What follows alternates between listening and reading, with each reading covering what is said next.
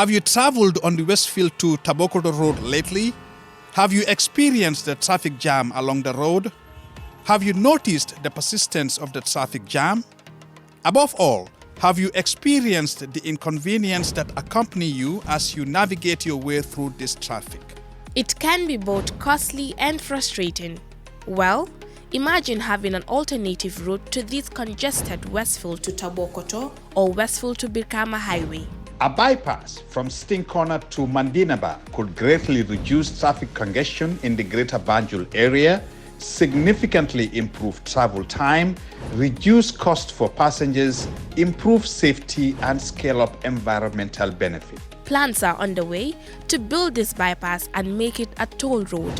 An analysis has shown that those who invest in this toll road can recover their investments and potentially make significant profits.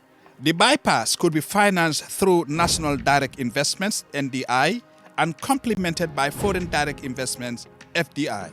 The NDI is an initiative that would create a platform through which national savings of both residents and diaspora Gambians are channeled to finance strategic development projects that are of national interest and can generate revenue. The bypass will have a self-financing capacity, operated through user charges, and a strong incentive for participation from a financial viewpoint. In case you're wondering about the management of this project, here's the plan. Representatives of the investors will be part of the board of the Special Purpose Vehicle, or SPV, responsible to provide strategic direction and oversight. In other words, they will be responsible for overall governance and decision-making. This SPV will be a separate, independent legal entity to own and operate the project. An escrow account with account details visible to all investors will be opened for the project. By investing in a project like this, you are assured of a return on your investment and, most importantly, improve the lives of thousands of ordinary people. A win-win situation.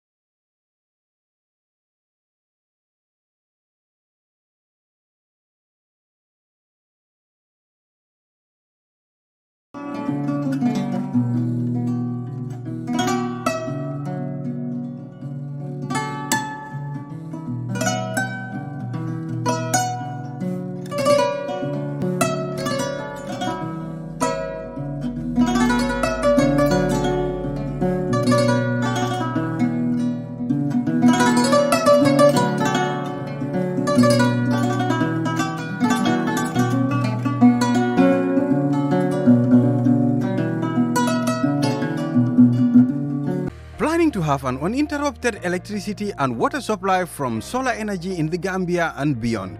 Worry no more, because Solar Enterprise will provide you with the solutions at reasonable cost.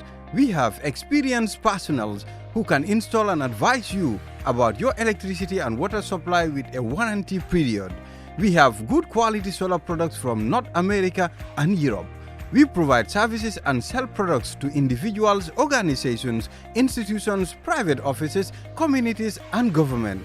These products are solar panels, batteries, charge controllers, inverters, water pump, water heaters, freezers, submersible pumps, and general solar accessories. Visit our stores at 48 Karaba Avenue and Brusubi Highway, or you can call us on 7657 479 980 8483 340 9400 or 635-9906. Jamano Money Transfer Bureau de Change, your go-to option when it comes to money transfer. With Jamano, you can send money from anywhere in the world to your family and loved ones in the Gambia and be sure the funds will be delivered to them within the shortest time possible. For your convenience, funds sent through Jamano Money Transfer can be picked from all the banks and multiple other financial institutions, including Ajib Bank, Trust Bank, GT Bank, Mega Bank, Basic Bank, Reliance Financial Services, and approved services. Visit our head office at Bruceby opposite AfricMed next to Trust Bank Limited, or email us at info@germanomt.com. You can as well call us on 310-3050 or 310-3051, or yet still 733-0688. Our opening hours are 8 a.m. to 8 p.m. Monday to Saturday and 9 a.m. to 4 p.m. on Sunday. Germano Money Transfer, your most trusted money transfer service where customer satisfaction is paramount. When you think of a simple, fast, and reliable money transfer, think Germano Money Transfer.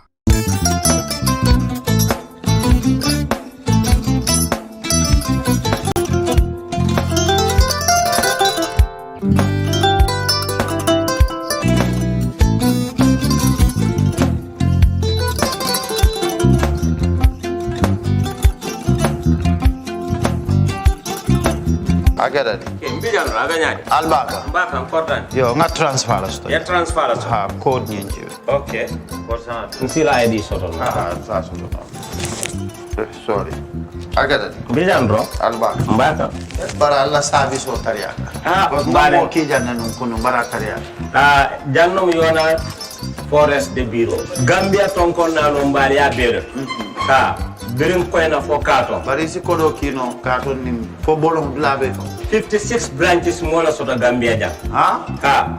Gambia kono anin Gambia bantala bankol. Nka kodo kiya bere to. Kodo sifa fo palindiro fo nyaadi lafta memmen na kodi to poto nin kodi maraw. Jannam number 1 di nyonta. Andum fana nata anoda enterprise sotale. Wolam nyindi ko domorol fana kol fana be firale de dadi man domorol dir fana be teat. Gambia dawda yalo ngam fa kendol sotale je. Ha, wo mo yo diat ha. Apelenta Ni wo ka ni na lafta nyelen kendol e bina. Yalo bu kanyi na ko la baraka ba. Yalo ndel chosano lo. Abaraka.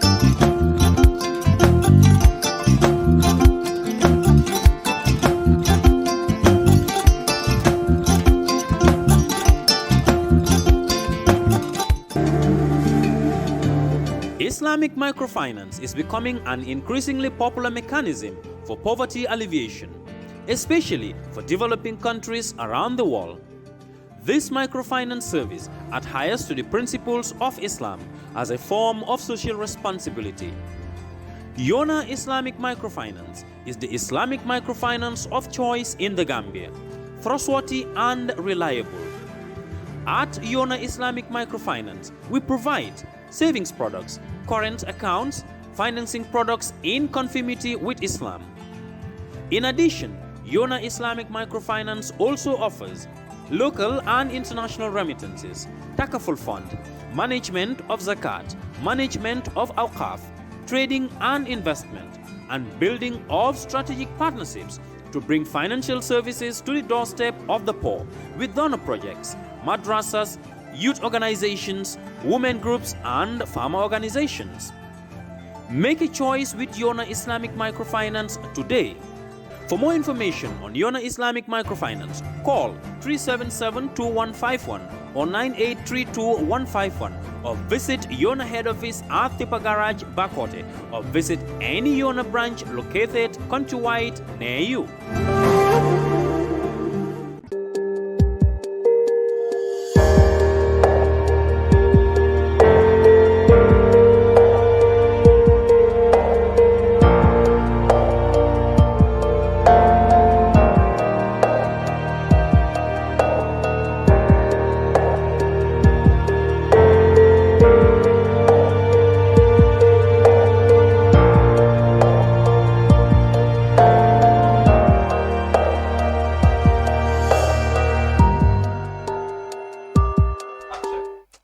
Hello and welcome to the Brunch on Ketfatu Live. This is our weekly look at current affairs. This week, the Minister for Finance has tabled a $52.9 billion estimate drafts for the budgets for the coming year. As we speak, parliamentarians are on a retreat to study the document. We will do our own studies here in the studio with an economist, an expert on budgetary matters. But first, we go to the Republic. Yes, you will now be familiar with the Republic. It's one of the investigative news panels or news platforms in the Gambia. This week, the Republic has published an expose on the current Russian oil sale saga. You remember, of course, the saga is the subject of a parliamentary committee investigations, and it's about a Russian ship which came into the Gambia, sold its products, allegedly with the connivance of some officials that enabled it to access the national depot, the Gam Petroleum, that is where it occupied much space, much to the chagrin of other operators. Well, Parliament wants to know, how did this ship get into the Gambia and how are they able to sell their products, allegedly with officials looking the other way? They even escaped paying tax. This and other things are being investigated by a parliamentary committee. But the Republic has come out with their own investigative report about the saga. And journalist Mustapha Darboe is here with us from the Republic. Mustapha, welcome. Thank you. Good.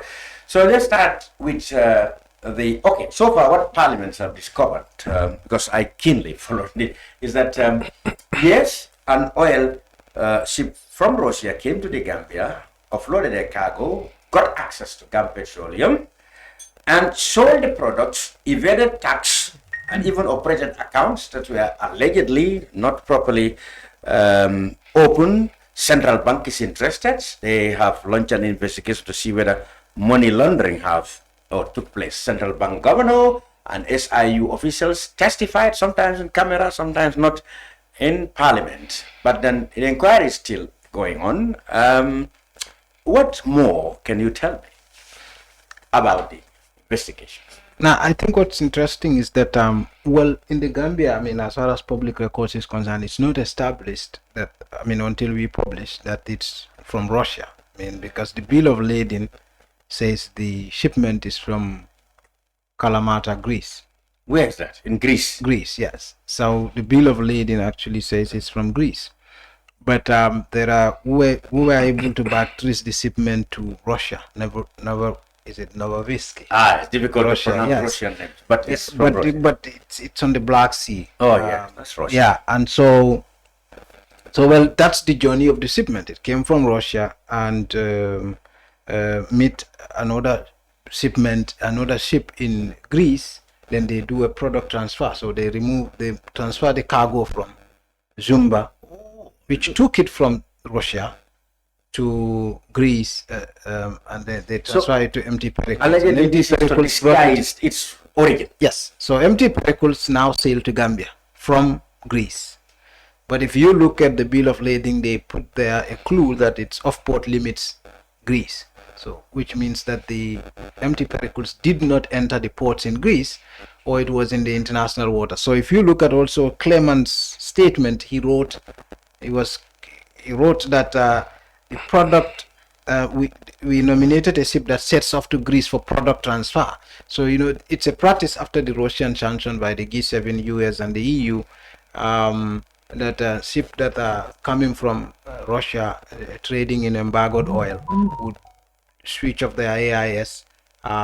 They wouldn't be tracked, so they will come to Greece. They will transfer products to other vessels. Those vessels will now move away to other places. So it would seem as though it's coming from Greece or it's coming from Turkey, and then so that's what happened, and they bring it to the Gambia. And but I think the story is that this is not necessarily very public. But if you look at because we are also limited in terms of how much content you can put in the story.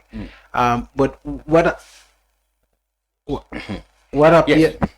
appears to be the case is that the shipment, when it came, it was too large. But even before it came, the two Ghanaians, I think that was a fraud. It was a con that brought the shipment into the Gambia. The two Ghanaians had made a false presentation to Apoji that they have oil, they have money to buy the oil.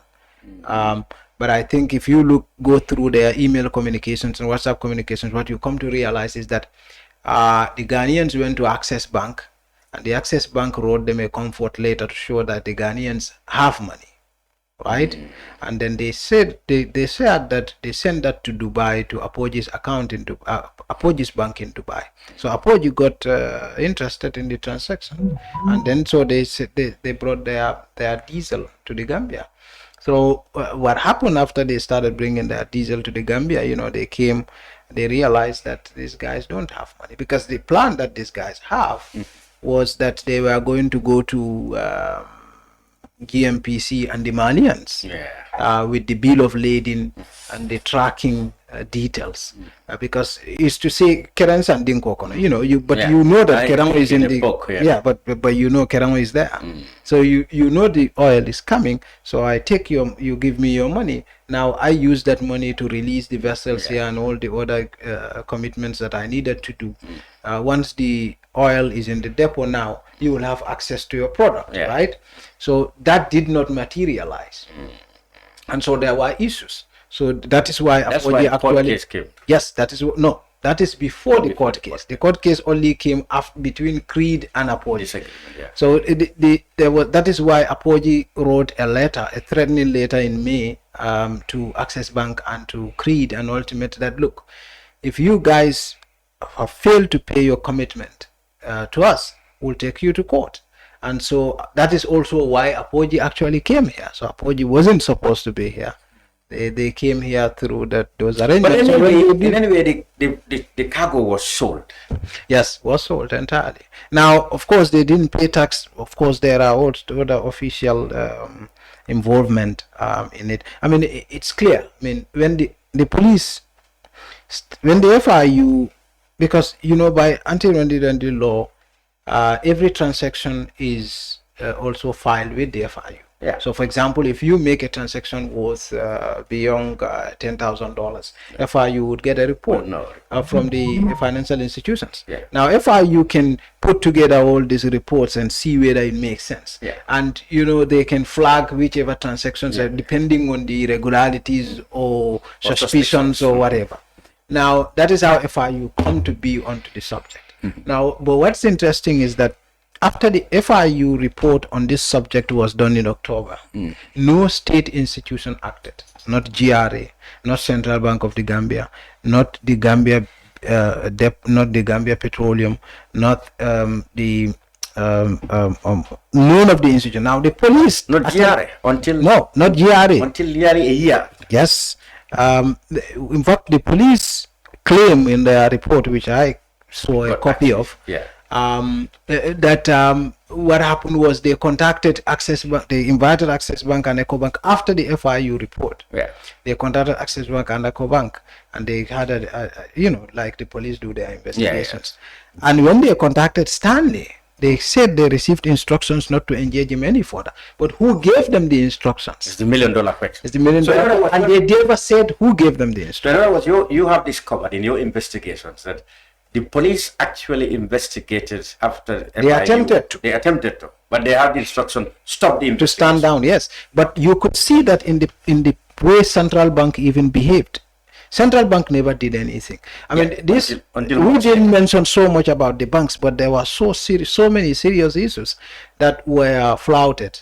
I mean, in these transactions. I mean, in the way accounts are opened, and even Apoji's argument that we cannot pay tax, we're not supposed to pay tax in the Gambia because we are an international trader, doesn't to the basic. I mean, you don't have to read law. So, for example, here is the thing: you come from Dubai, right? It doesn't matter whether you are con or you are not con. That's not our business. As the Gambian state cannot take responsibility for a private entity that has been con into whatever. That is not the Gambian state's business. The problem is you bring your product into the Gambia and you have it here. So they come up with this high sounding terms, international border. The depot is a bonded warehouse. This is nonsense. The bottom line is that they bring the product to the depot, and Apoji was using Creed and Ultimate to sell the diesel. Now the truth is Creed and Ultimate were not licensed to sell the diesel. That means Creed and Ultimate, under the eyes of the petroleum law, don't exist. And Gam Petroleum told the parliamentary inquiry that they didn't check it.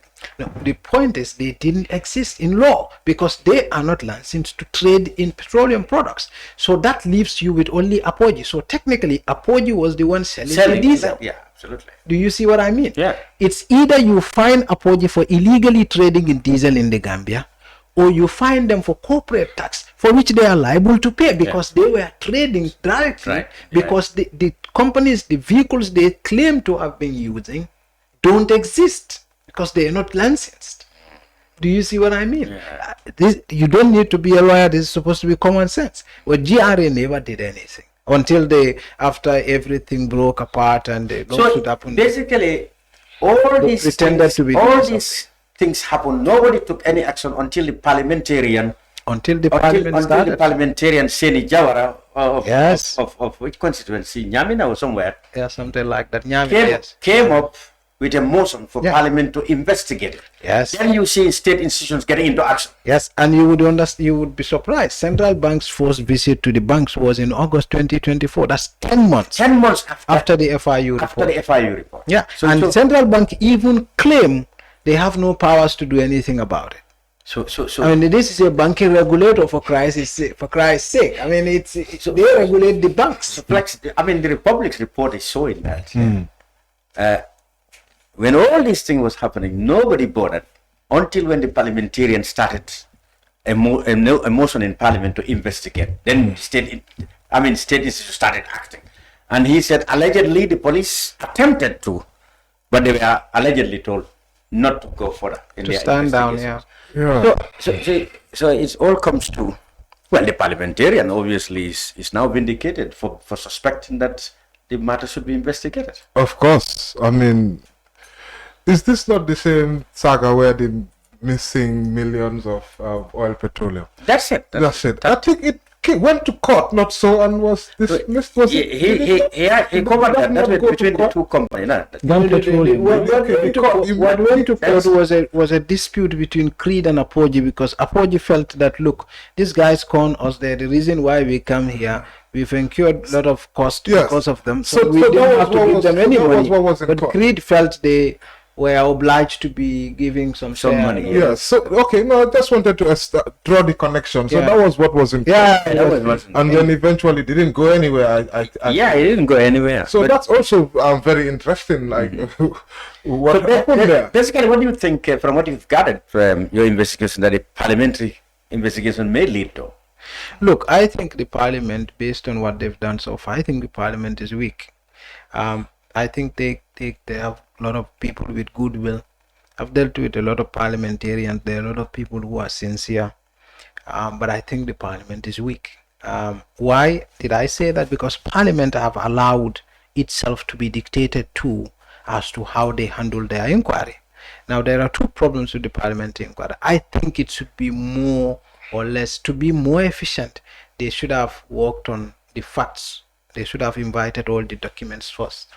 And then, like the TRRC, they select which institutions to invite into a public session. Otherwise, this is going to drag forever. If you want to bring everybody mentioned, it's going to drag forever. It will lose public interest. That's one thing. They are not efficient. And the second thing is that Parliament allows itself to be told which sessions need to be done in camera. Can you imagine? Central Bank, one of the institutions solely responsible for this mess, for not cleaning this mess, has convinced Parliament it's not supposed to testify in public. I was in the hall that day. The Central Bank has convinced Parliament, the inquiry, that they were not supposed to, somehow that's connected to national security. You know, the former IGP came, somehow that's connected to national security. It was the FIU in the later part. No, probably FIU I may even understand. FIU, they mostly logging in the background, that's understandable, work and providing intelligence for people to act on. So maybe if FIU, I mean, we should thank the FIU for doing a very honorable job. Absolutely. You know, but the Parliament should have stamped its feet on the ground and refused the Central Bank to testify in camera. And hold their feet to fire for not acting on anything until 10 months after. Until 10 months later.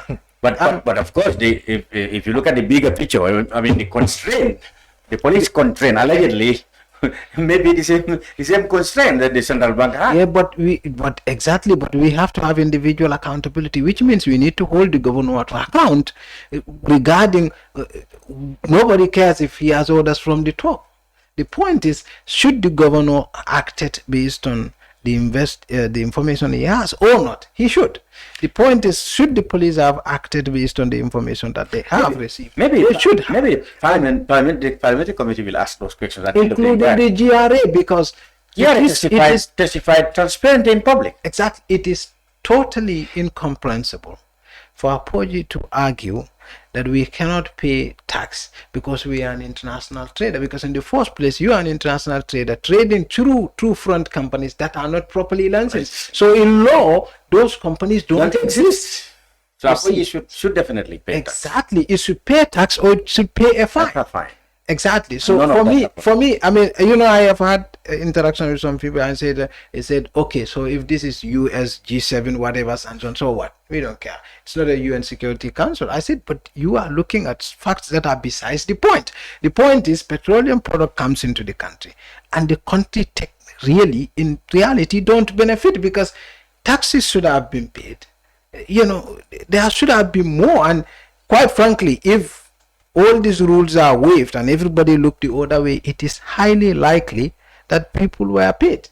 Right. So it would have been individuals who would, and there are allegations, even though it's going to be very difficult because nobody pays people through bank accounts. That is why you don't see bank transfers from one account to another. I mean, it would be very dumb for anyone to do that. But if you withdraw a check and you go and dump cash on my table, it's difficult to trace. It's difficult to. So apart from the huge revenue loss to the state, do you think the Gambia would have angered the Americans or any other body who have imposed these sanctions when they know, for example, that Gambia allegedly allowed a product to be sold in the in the country which is under sanction? Well, I don't know, maybe not, but the reality is that the Ukraine war, Gambia had taken a moral position on the Ukraine war. When the issue came to the UN General Assembly, we all know Gambia are taking a position to condemn the invasion. That is not to say that Gambia will side with US on any other thing, but the reality is that on the Ukraine war, we've taken an explicit position to say Russia should not have acted the way it did, that it had violated certain basic principles, and that we condemned it. So anything that aids Russia in its capacity to cause more harm in Ukraine, Gambia should technically be against that, should morally be against that, sir. Mustapha Darboe of the Republic with that latest expose. And if you want to read the story, you can go to their Facebook and website, I guess. Yeah. Is the Republic. TheRepublic.gm. TheRepublic.gm. That's it, simple. TheRepublic.gm. And you'll find the story. Russian sanctions boosters find a Gambian heaven. So, thank you very much, Mustapha. We will, I hope we will see more exposure from the Republic. Inshallah. And we wish you all the best in your next assignment. Thank you. The brunch will continue with a look at the budget. Yes, like I said, the Minister of Finance, C.D. Keita, on Friday, presented a draft estimate, $52 billion, that he said government intends to spend in the next 12 months. Well, that money is the money that will go to finance our health, education, infrastructure, and military, defense, whatever you talk about. That money is what's going to go into that. Currently, the parliamentarians are on a retreat to study the estimates so that they can approve. And when they are approving, they can be well informed about what the government intends to do with the money. So we will do our own analysis here, and it will be how we think the budget has been presented, what are the estimates. That's what our expert in the studio, and like I said, I welcome you, Lamin Dibba. He's an economist. And at this point, we are also joined by Kemisang Sane, journalist and blogger who also follows the budget very well. Good. Lamin Dibba, an economist, who is also executive head of the research, macroeconomic and transparency. Welcome to the program. So let me begin by talking to you, Lamin. First, what are your impressions of this budget as compared to last year? 52 billion is even, for a start, it looks like it is, an increment of, let's say, another 20 billion or something from last year's budget. Why do you think explains this surge in our budget this year? Thank you very much, Mr. Cham. It's good to be here. Appreciate the invitation. So regarding the budget, first of all, I would like to say clearly that more often than not, for the central government of the Gambia, the budget is mostly incremental.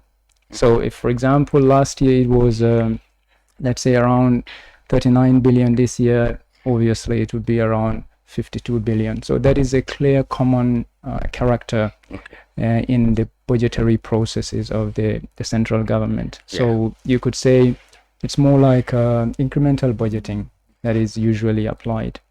So as to how this could happen, if you were to look at the justifications for this huge increment in the budgeting, that is a shift all the way to 52.98 billion, obviously you're gonna first of all look at the sources of funding. You know, if you do not expect, of course, if you do not expect money, you're not gonna increase your spending. You only try to increase your spending when you expect money from somewhere. So maybe we can look into that first of all. First, let's go to Parliament itself, where because obviously there were eventful, it was an eventful procedure in Parliament itself, and journalist Yusuf Tailor covered that when the minister attempted to table it, and there were procedural issues raised by parliamentarians. How did it go? Very, very eventful, actually. It was very eventful.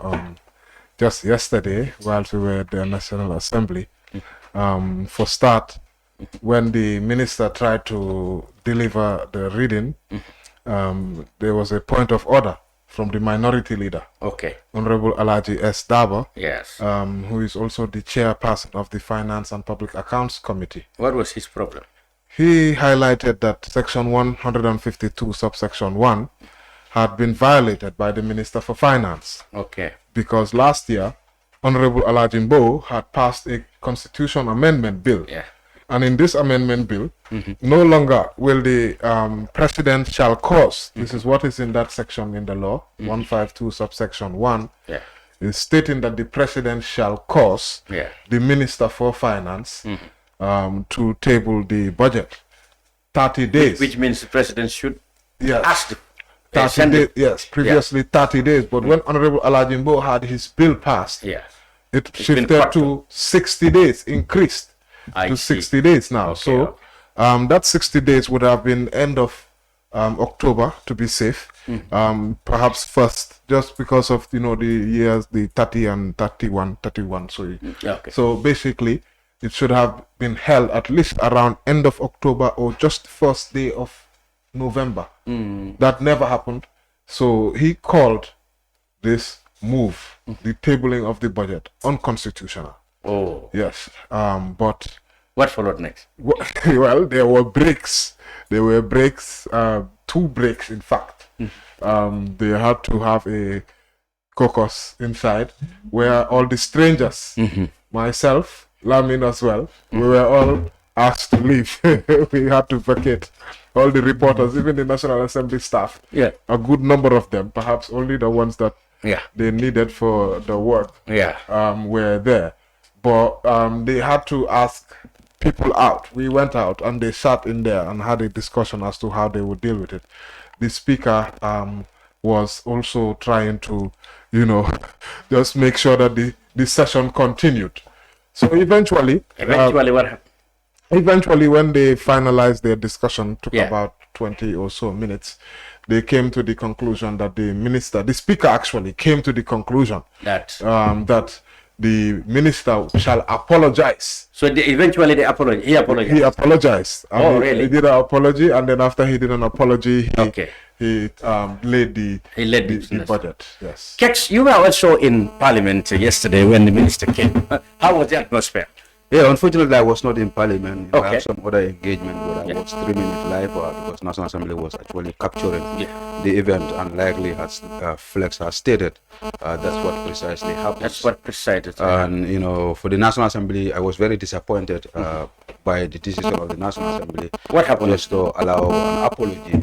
Well, you mean it should have gone more than an apology? No, it should not have, even because, the law is very clear, and, we cannot be found wanting by violating the Constitution by the very people that should be the custodian of the law. Because the National Assembly members, if you look at Section 5 of the Constitution, it's very clear that all of us should be the custodians of the Constitution, and we should not allow any violation of the Constitution, and we should go extra mile to make sure that we defend the Constitution. And the amendment was made, and all the National Assembly members were aware of the amendment, that the minister should table the bill 60 days before the end of the financial year.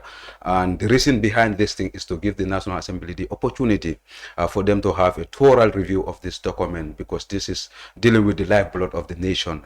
In every country, the budgets deal with the lifeblood of the citizens. It's touched on all sectors of our society. So the National Assembly members must have a clear view of the document before they will approve it. And even going back to the people, normally in other parts of the country, it starts 6 months before the end of the financial year, so that, they will, the first 3 months, they will go to the people who elect them, so that they will have a say in terms of how the budget should be designed. So that's why it starts, as we call the grassroots level, where they approach. So actually, when the provision is violated, for me, that should be the end of the story, because there was no basis on which the minister will have tabled that. So even yesterday, when they accepted it on the table, there is no basis in law.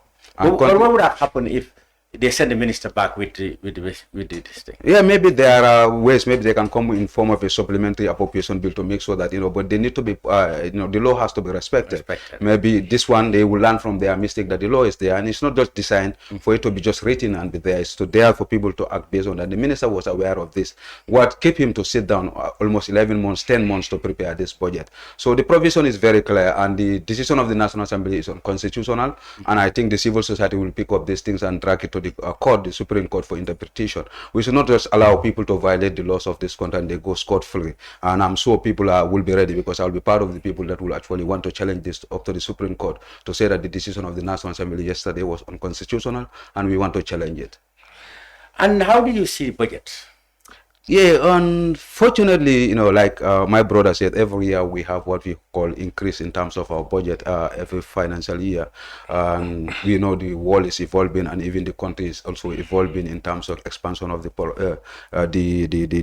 country, the population, and also even the ministry. Before, we normally have 17 ministries. Now I think we have 21 ministries. So things are expanding. Before, we don't have the digital and digital communication. We don't have other ministries, but now we have almost 21 or 19 ministries that are running.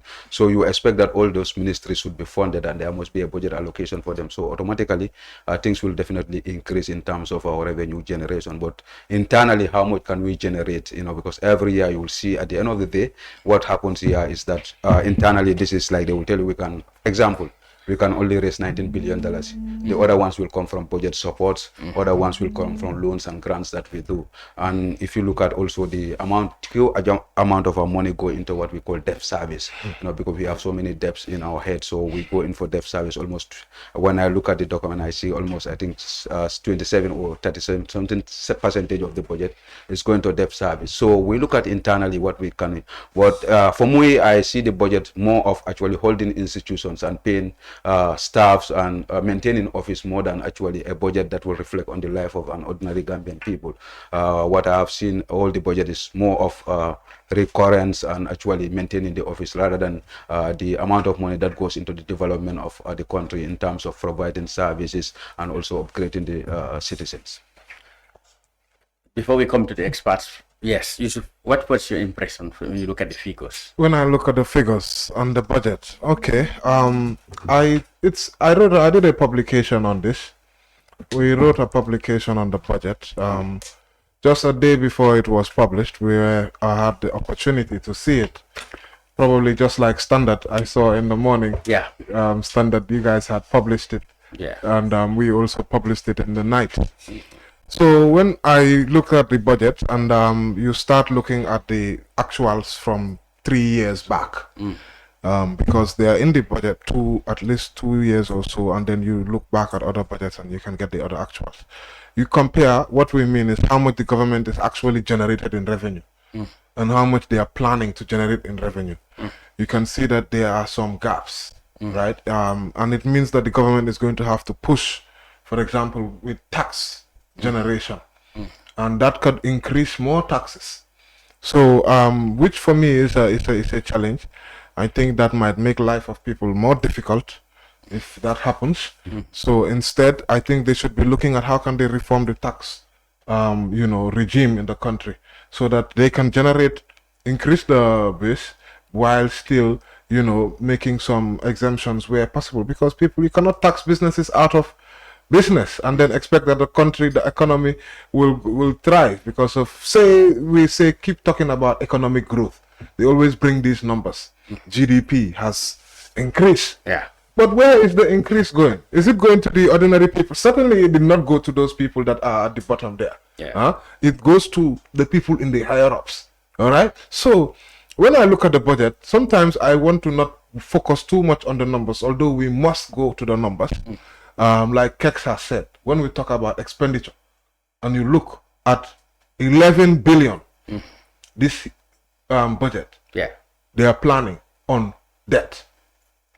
11 billion. 11 billion. Yeah. And we said our budget is what, 52? 52.9. Yeah. 2.9. Yeah. 52. Now he said what, 20%? Yeah. Can you imagine? It's like most of the money, we are just correcting tax to do what? To pay off service debts. This is what the budget is telling me. Yeah. Forget about all these fancy numbers, 52 billion here and there. But what are we getting out of this? You see, then every year, this government, for me, this budget is one of the tools that they use to just get whatever they want.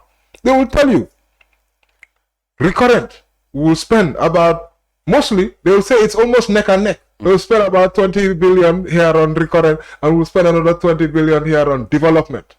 Recurrent is all the salaries, all these, their personal emolument, all the recurrent expenditures. That really is not that much development, but it's needed, it's crucial in running your government. Those are the manpower, right? But then the development is what? It's all the things that are going to develop the country. Absolutely. Like the roads, some of the hospitals, and some of the things that we really are lacking, that we don't have service. Every single year, they will say that development and recurrent, they will put it almost neck to neck. When you look at the actuals, you will see that they will put development, you will have about 5 billion is what they have spent.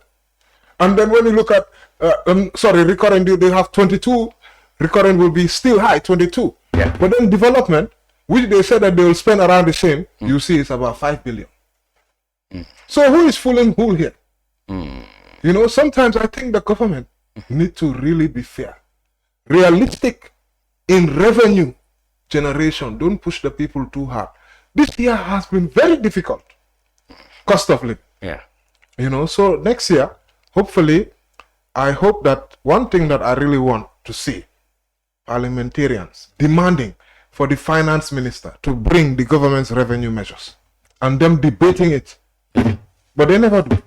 And these are critical because of it always has an impact on our cost of living, how government increase taxes because we're a tax-based economy. Good. We'll come to the revenue allocations, but our expert is trying to tell me, of course, when you say you will spend, you first have to tackle how you generate this. Yes. So how did they say they're going about generating this 52 billion? I mean, 3 ways. You have the revenue component of the budget, the grants component of the budget, and the loans component of the budget. So revenue and grants are actually the normal sources of funding for the government. Loans are I always say, the necessary evil that the government sets aside and uses when the need arises. So when the government is not able to cover all of its spending through the projected revenue and grants, it will resort to borrowing. In other words, loans to cover for the deficit. So what happens basically when you look at this year's budget or next year's budget, 2025 more so, it's 2.7 billion. Now the government has to borrow to cater for that 2.7 billion domestically and externally. That's deficit. Yes, that's deficit. So to answer your question, basically it's three: revenues, which basically we refer to as domestic revenues, tax and non-tax revenues. And then you have grants, program grants, project grants. Program grants are what we refer to as budget support. Budget support. It's around 3 billion. That comes directly fiscal cash. Details of that have to be obviously discussed, but as to how they come, the budget support or the project grants, that definitely the finance ministry will be able to explain that properly. But to add that all funds that are collected by the government or on behalf of the government must be paid into the consolidated fund at the Central Bank of the Gambia. So how that is done, probably they would be in the best position to answer that. Yes. So all of these components, when you look at it, obviously, tax is the highest. And strangely, the second highest is project grants. So this is a huge component of funding for the government. And this is the part that is shaky. It is so volatile that it is the reason our development is not working the way it's supposed to. Because over 64%, you could say over 60% to be precise, it's around 64, but over 60% of the development budget is tied to project grants. But now that is okay. That is okay. That is if you are getting the funds. If you're getting all the 64%, that's basically 12.64 billion. That is actually coming from foreign governments and international organizations. But the problem, as my brother has mentioned, is that when you look at the budget, they can project 12.64 billion and then they will end up realizing less than 100 million. Now imagine what I'm saying here. Is that donor fatigue or maybe not confidence in some. So many factors actually come into play, because obviously the logical thing that you can come to as a person would be, obviously they would not put the amount there if they did not get the commitment from the donor, right? So they must have gotten the commitment, the approval from the donor, right? That is the right thing to do, which is why even in one of our reports we talked about this a lot. And then one of the suggestions we made was that National Assembly members during the approval of the budget must make sure that every single project grant estimate inputted in the budget is vetted and then approved accordingly, but not just approved and left to be that way, left at the discretion of the MDAs that have inputted the amount. The National Assembly must inquire into it, ask the MDAs and ask them to provide, if necessary, commitment letters from the international organization, so as to make sure that development budget is credible.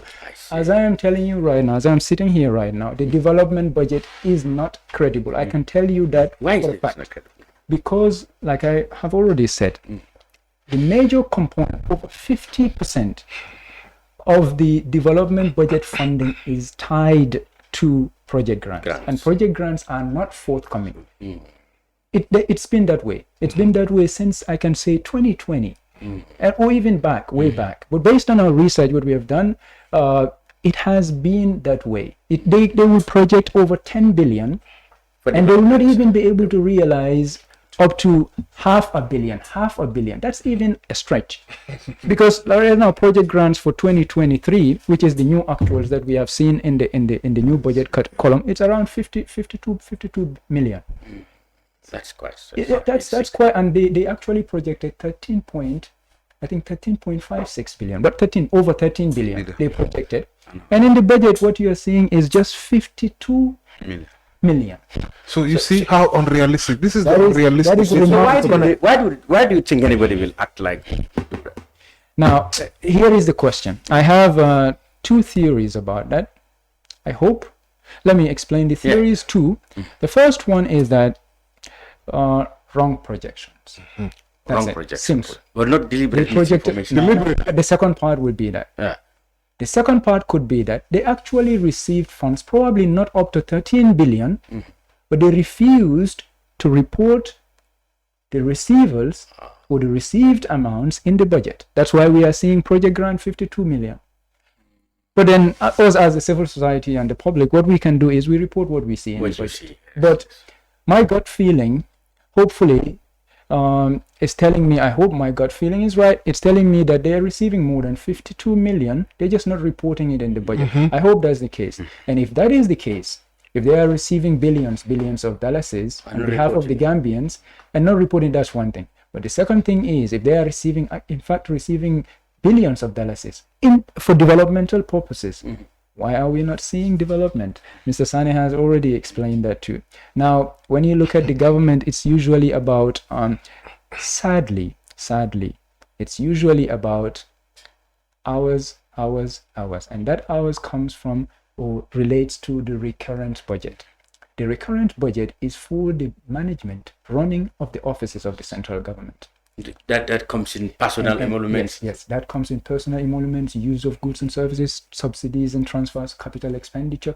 But please, now the issue with the recurrent budget is that it is almost always 100% tied to government local fund. Now, you know what government local fund is? Government local fund is the combination of all the tax revenue that GRA collects, non-tax revenue, and then domestic borrowing and budget support. So these four constitute the government local fund. Now, but the problem is 33.3 billion of this proposed budget that we see is all allocated to recurrent expenditure, including debt service of 11 billion. Now that means 22.29 billion is the one for recurrent budget for running of offices other than debt service. So 22.29 billion of all of it is GLF, which is the most secure one, the most guaranteed source of funding for the government.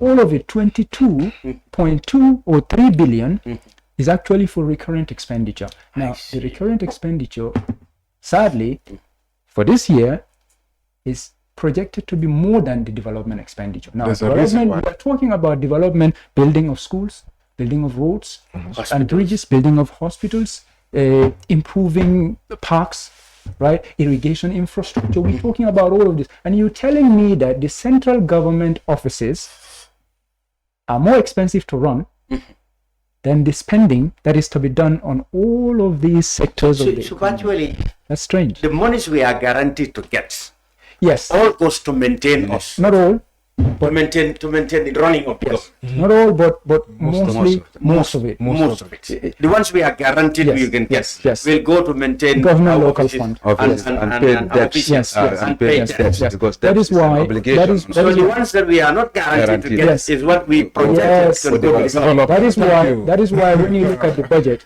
that's why when you look at the budget, you realize that the difference between the projection for recurrent expenditure, especially the recurrent expenditure that excludes the debt service, that particular recurrent expenditure. Debt service is a form of recurrent expenditure, so they try to exclude it sometimes. I'm talking about the one that doesn't include the recurrent expenditure. That alone, usually the difference between the projection and the actual is between 700 million and 800 million. 700 million and 800 million. If they project 13 billion, they will likely collect, or they will likely spend 12.2 billion. But they can project 13.5 billion, which is the case for 2023. They can project 13.5 billion and end up reporting 50 million or 52 million in the budget. You see the discrepancy right there. It's almost as if the development budget is the poor child who is orphaned and is left in the care of someone, a mother who doesn't really care about that kid at all. Yes, that's how it looks like. And that is scary. That is scary. If I can add something so people can see, because what he's saying is very, very important. That's why some ministries like agriculture and some other ministries, in particular agriculture, I've noticed, you see there's a lot of grants that are there. and they'll have a huge, like, it's not even huge anyway, because when you compare it to some of the other non-productive ministries, you wonder why. But come after some years later and see the actual for agriculture. The grants, most of them, some of them have not come. So then what ends up, the actual is that they're actually not given there, and they're intentional. Then when you come to office of the president, you will see their source of funding, there will not be a lot of grants. It will be from our coffers, our revenue, our taxes, guaranteed source of funding. So who is playing with who here? So that what that means, then they get their money. So we will come to allocations. Kex, you have gone through the allocations. Maybe you have seen what's been allocated for the Ministry of Finance, Health, Agriculture, Sports, etc., Office of the President, etc. What did you observe this time around? Yeah, it's just the same. I think they have a format that they keep on using that doesn't change. They just change the numbers. But when you compare all the time, you look at the Office of the President on the top, then you look at, followed by maybe they will say the education, then from education it goes into defense, Ministry of Defense, you have the internal issues. But what is the what we call the revenue generated departments that will have generated support the government in terms of how much is allocated for those institutions, like how much do we invest in agriculture so that we will save the money that we invest in terms of importation of rice. If you look at last year, how much money was used to import eggs, oil, cooking oils, and other things that we could have generated internally. The rice that we almost $3.something billion was spent on rice importation in this country. So if you could have saved that thing and you pump more money into the agriculture, whereby we'll grow our own rice, so that the 3.6 or 3.something billion that is used to import rice, and when it comes there is already what we call the waived tax on rice production. So we'll see that the government now is paying that money. So you will save all those amount of money that goes into the hands of the farmers. That's like so you are subsidized and other things.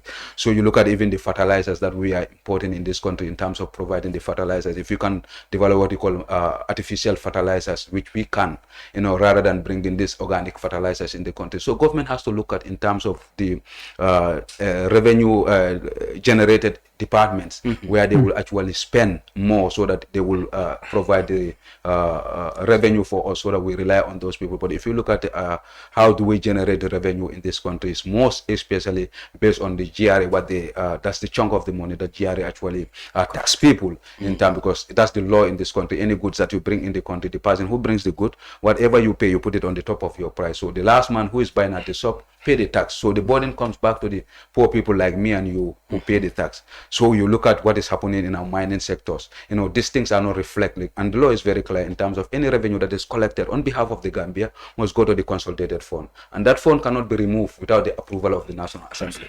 But you will see that some of these mining sectors, they have a special account that is not under the control of the accountant general at a particular state house or somewhere else, where you have this special accounts that this license of mining and other things goes there, rather than going into the consolidated revenue of the state, so that you will know how much is collected on behalf of the Gambia in terms of the mining sector, or the license that you give to the people that come to fish here, like the AU agreements and all these things. These things are not reflecting in terms of our budget. When you look at them, they will tell you that, but when you go in the actual, you look at the documents, you don't see how much is generated from the mining sector. So, and once we understand that, we will know how much the state can generate internally, then rather than just relying on GRA, because that's the one that is clear to us now. You will see government will give even GRA a target. They say next year we want you to call $10 billion for us. And GRA is not an institution that manufacture money.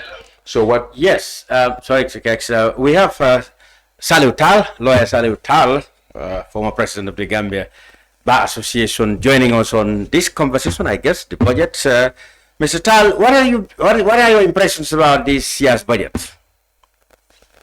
Look, I can't even talk about the budget. You can't talk about the process of laying the budget is unconstitutional. Well, that's the procedure that because the law it's not more. I mean, this is a constitutional requirement that stipulates that the budget must be laid 60 days before the financial year, which did not happen. And the National Assembly doesn't have the power to exempt, to derogate from that legal constitutional requirement. This is actually a very, very serious constitutional matter. So as far as I'm concerned, there's no budget for National Assembly. So what the speaker can make a ruling to override the constitution. This is very serious. So what do you think? Really, Go ahead. I mean, go ahead. What do you think that should be the way forward? They should pass an interim budget. The minister should pass an interim budget, right? There's a law out for that. But the minister of finance, who's acting on the direction of the president, has not complied with the constitution of the Republic of the Gambia. It's clear as day. Even in his statement, he did acknowledge this fact. But if you don't comply with the constitution, it cannot be cured by National Assembly making a ruling, because the constitution is the superior law. No law is about any law that is inconsistent with the constitution. It's not valid as far as the laws of Gambia is concerned. This is very basic and simple. I trust the Attorney General should be sought, and I'm sure he will direct it accordingly. But this is actually disgraceful to a whole National Assembly, really, Executive Assembly to pass a budget and violate the Constitution in 2024 Gambia. We haven't in the Gambia. We follow the Constitution. It's a rule of law issue. There's no option to opt out of a constitutional requirement. It's not a discretion. It says shall. It's mandate. So therefore, you think an apology is out of question?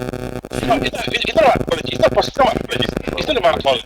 It is defective, flawed, fundamentally flawed. It's flawed. If it's not proper, everything that flows is unlawful. It is unconstitutional. This is a very serious issue. So according to you now, what they can do is to... I'm not in the country. I saw this last night. I was shocked and dismayed when I read it. I'm like, the Minister of Finance not seek the advice of the Minister of Justice. I'm sure if they should doubt that. He would have told me clearly that this is not allowed. Doesn't Parliament have lawyers as well? This is basic law. The law is very clear. There's no ambiguity about this because the law is amended. There's an amendment that increases from 30 days to 60 days, and there's a reason for that because there's a need for Parliament needs time to properly scrutinize the budget. This is about governance and accountability, and we can't take it for granted. We can't start jumping and talking about it. But the process is equally important, and there's a reason why it's done that way. There's a reason it was increased from 30 days to 60 days, so that our members have sufficient time to properly scrutinize the budget. And then, really, this is unacceptable. And that's why, this can be challenging. It can challenge in court. And the law is court. It can challenge in court. I think it's better that the executive fixes this problem because we want a budget because the country has to be run, but it has to be done properly. Good. Thank you. That is lawyer Salim Tal, all the way calling from. Let's go ahead. I'm calling in the US. Thank you very much for sharing your thoughts on this matter, Mr. Tal. Thank you very much. Well, so like our panelists said, the very procedure of laying this document before Parliament yesterday, like you said, it's unconstitutional. So there was no law for the National Assembly members to entertain it. So whatever the decision they take there is unconstitutional. The National Assembly acted not based on the law. So as we speak, they are not relying on any law to pass that bill, and if they do that, it's unconstitutional. It can be challenged by the court to say that the decision of the National Assembly is unconstitutional. The Supreme Court must declare it unconstitutional, and if that is done, we don't have any budget. The government can look at any other provisions of the law that has provided, but as we speak, there is no law. The law is very clear. 6 months before, and it's still mandatory. So when you hear SAL, there's no other option. You should do it according to the Constitution, and there's no other standing order that you can rely on because the Constitution supersedes any other laws in this country. I have a different perspective about this. I agree. Like, if we really want to set an example, that's what we do. Yeah, violation of the Constitution. But must we compromise? No, so basically, the Constitution itself is not silent about violation of a Constitution. And I think that's what comes with consequences. If the president, the vice president, the minister violates the Constitution, what should happen? Yeah. So for me, the Constitution in its wisdom is silent about if the minister doesn't bring the budget, what happens? Yes. Yeah, on time, what happens? Yeah. And I don't think, although there is a provision for an interim budget, which is what Salutari was talking about. Yes. So, for example, there is a provision for interim budget. So that's also an option. But it's very clear what should happen when a constitution is violated. There is censure. If the president or the minister, vice president, any of them violate the constitution is very clear. It says that the censure may. Yeah. The what? Right. You see, these legal people now, they're making me sound like that. May. So the parliament could have actually, I think what the speaker should have done is to have a debate about, go ahead with the budget speech, have a discussion with parliamentarians. What is the appropriate action to be taken on the minister for failing to comply to the constitution? And then you will see that if they go and they are studying their constitution, it's very clear if the minister fails his responsibility, which a budget is a key responsibility for the minister. If he violates the constitution, these are all A, B in the constitution. It's there. What should happen? And this also is an issue for the president, because 152 says the president shall cause. So this is a very serious violation, just like Mr. Paul is saying. But my view is the budget, please, we need our budget. But these people, they should be dealt with. Yeah, because that's what somebody will ask, what do we do next if you said it's not a budget now? And the money must be available. The availability avenue, if certain things happen, the risk is National Assembly may not have the opportunity like what they have to thoroughly scrutinize. This one will come from the executive directly to just say that this is what we have presented for you for the 2025 event. So those are some of the, but this one, the National Assembly can look at it and cut where they want to cut, increase where they want to increase. But in a scenario where it's the other way around, they will not have that opportunity. They will not have that opportunity. So those are some of the disadvantages, but also the requirement of the law is very important. So there's also, this is why maybe others will say, okay, let's allow the process so that we have a say, rather than them bringing their own and we will not have a say. So those are the issues. I think what Yusuf has said is, I agree with that, is correct. Because right now, if you are to disregard the current budget that was tabled at the National Assembly yesterday, if you were to disregard it completely due to obviously the unconstitutional act by the finance minister, obviously, and if it were to be rejected, it's by law.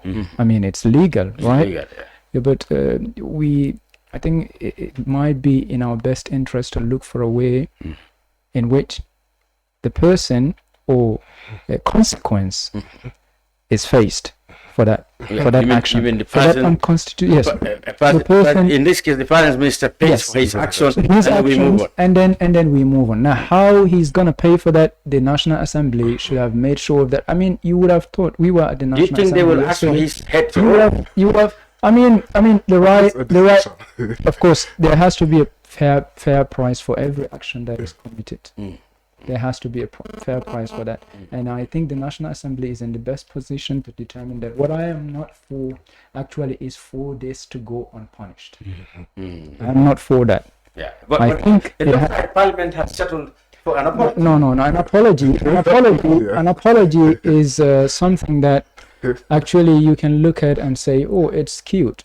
Honestly, but I think this I mean, it's a serious thing. Yeah, absolutely. This is it's a constitutional violation. Of course, if you look at it, you can look at the reasons behind it. The reasons were given, but if I, as a CSO member, I don't think the reasons were justified. If they were just tied to PE issues, to increase the salaries, and then because of that, the budget could not be. No. I think for my issue with, I know people at finance. I've worked at finance as an intern over there. My issue usually is not with the people over there. They are hardworking. They do their job, and then this budget, I've been following it for a long time. The budget was ready. It was supposed to go to the top management level, Now, the top management level, the cabinet level, the top management level at the Ministry of Finance and the cabinet level, that's where the problem happened. It wasn't at of course, the staff did not do their work. No, it wasn't that. It was that it got stuck at the bureaucratic level. That was what led to this delay in submitting so we have to deal with our top management level. We have to make sure that the top management is very efficient. Yes, exactly. The top management failed to expedite the process. That's what led to, and that's very common at institutions in the government. The top management, either it's going to be traveling or it's going to be some other issues. The minister is out of town, the top management is out of town. Because of that, they have to wait for it. Nobody can. These are common practices in the government, and that has to be, especially for example, I think there have to be conditions during the budget preparation whereby the top management has to devote their time to this, either at the ministerial level and also at the cabinet level. Both at the ministerial level, at the cabinet level, they have to dedicate their time to it. When it is time to make sure that they review the budget, they review the budget on time. This actually demoralizes the junior staff, the people working, the technocrats doing the job, killing themselves. This demoralizes them. And we cannot have brain drain in the government. We cannot have people leaving because they are frustrated in the government. And this happens a lot. Like you said, very yes. I know. Personally, I know people. It's frustrating, honestly. It's frustrating. Like they work day in day. You'll be seeing a staff. I'm very familiar with the budget directorate. You'll be seeing a staff going home and would be called back to go back, and they will be working, So after all the work and everything, at the end of the day, the top management at the ministerial level or at the cabinet level is delaying them, making them look bad. That's unfair. So then, therefore, it is valid then for somebody to say the minister must pay the price for this, delaying or violating the constitution. The law requires it. But it looks like he's escaped this time around because Parliament seems to be contented with an apology. So, but it's interesting the reasons, and even Parliament themselves should be held accountable because of this is what in the minister's statement which we have here. Okay. It says give some reasons. I begin by thanking the authority of the National Assembly for the support in giving the executive time beyond the recently amended constitutional period to lay the budget for the upcoming fiscal year, 60 days before the end of the current fiscal year. And it goes on to explain how they were trying to have meetings with Washington, D.C., Bretton Woods institutions, and to, because obviously government wants to increase salaries. And they are coming to a very important year. That's the final part. You see, so this is also showing you how important these donors are to our budget. You feel like they're even controlling. It's suggesting that consultation with these people might have caused the delay. Of course. That's it's telling you. It's not even suggesting. Okay. All right. Let's talk about that. The government is very proud that they're proposing 30% salary rise. How does this go to help the poor civil servant? Checks in comparison to what we have been hearing. There was a big uproar as to what the executive, legislature, and and to some extent the judiciary are paying or want to be paid. Yeah, actually, if you look at the whole structure of the government, like from the three organs of government so far, dealing with the National Assembly first, we all see in terms of the increasement of their salaries, in the last appropriated. They're about 140,000. So you will see the judiciary attempt it, and there was this protest at the National Assembly in terms of some of the increasement, and we have already seen the executive during the last increasement of salary. It was across board, and that's why the president went 240 every 30 days rather than before he was. It looks like the vice president has the least salary, but they said this budget seems to take care of those things. So you see the increment, but for me, I believe that if we want to address the issue of the gap between the top rankings and those at the primary school teachers and the other things, the increasement cannot keep on be across aboard. We need to look at the down upward, the people that are earning less, 3,000, 4,000. How did you increase those people to be in the middle class rather than a minister or a president receiving at least every 30 days, $175,000 or 200 and something thousand every 30 days with fuel free, with vehicles for him. So you have a teacher who struggle in the street, pay all these things. So, if you want to close the poverty gap, it has to be, we have to look at, the grades. So you mean this 30%, if it is applied across board, also it only benefits already higher, because the moment your salary, the tax increase automatically.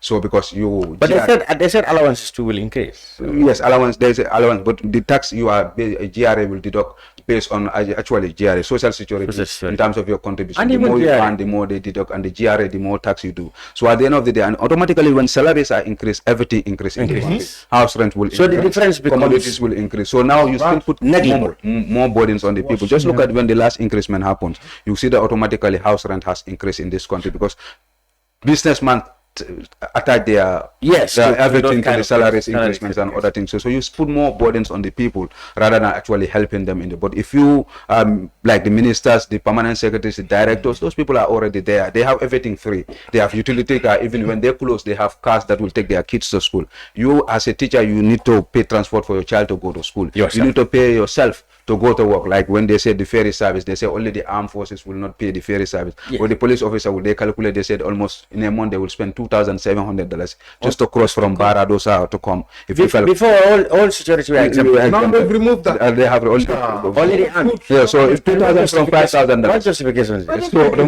So they are losing. So they say who are securities then? If now there's a discrimination among the security apparatus in terms of only the armies will be considered that can cross the ferry free, but the fire service, the police officers and other security apparatus will pay. So when they calculate $2,700 minus from $3,500 or $4,000, so what are you left with? You need to pay a bag of rice and other things. So these are issues that we need to look at, rather than just increasing in the name of just increasing, and people say, okay, government has increased, but how does that increase impact on your life? That's the most important. You don't just increase for its sake, just to be applauded by the people who doesn't understand the economic situation of the country, but experts sitting here understand. Let's sum up, Mr. Dibba. In terms of personal emolument, like this, they said salary increments for 30% for civil servants.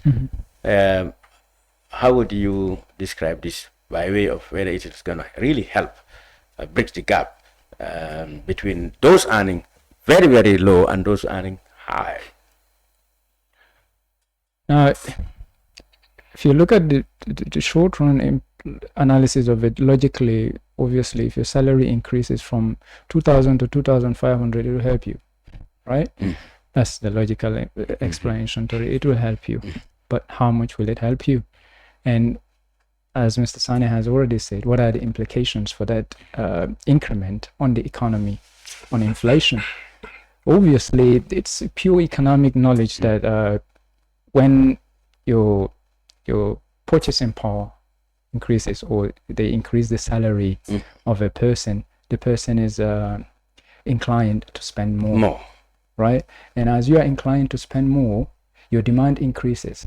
And if the supply side of that is not meeting your demand, basically your demand will be higher than supply, and that is basically what drives inflation. The demand for something is actually way higher than the supply of it, and this is it. Inflationary pressures are there, but one thing I really want to say is that it was a good gesture for the government to intend to increase the salaries of the civil servants, because what we did at CBMT, what we did was that we tried to check if high-ranking public officials, if their salaries were increased or not, because what we usually complain about is the civil servants, junior staff, especially you could say from grade 1 to grade 9, or sorry, grade 12, all the way there, where you have the junior staff all the way to principal economists, or that is if it is an economist, or principal public officials. So usually, especially the junior ones, the grade 8 and the senior ones, they do not get enough. Like basically what I'm trying to say is that the junior staff, they are not getting enough. So if they do want to increase their salaries, I am up for that. Under this current salary structure, that is something that I'm not up for. If I were to suggest, I would say they revamp the pay scale. The pay scale needs to be completely revamped. It is not even doing well against the private sector. You wanna hire someone put them on a grade 8 scale. They have a master's degree or double master's degree, and you're paying them at the end of the month $9,000. Now that same person could go to the private sector and get over $40,000. You've got to do the analysis and understand that it's not in your best interest to leave your staff underpaid. They're gonna be demoralized, demotivated. So revamp the pay scale and make sure that you have a good pay scale for everyone across the board. The Minister of Civil Service once said they had studied such, a move like to restructure it, but when they realized the cost implications, they had to settle for. You remember that? Yes. But he said they will come back to that if the figures improve, and he said the figures were only part of it. The problem with that, Mr. Cham, is that it's allowances. Allowances. You can see, let's say, for example, the speaker. The speaker is receiving 100,000 per month. We've done a complete analysis of all of them. Yeah. Ministers, the speaker is receiving $1.2 million annually. Yeah. When you divide it by 12, you get 100,000. But that is salary.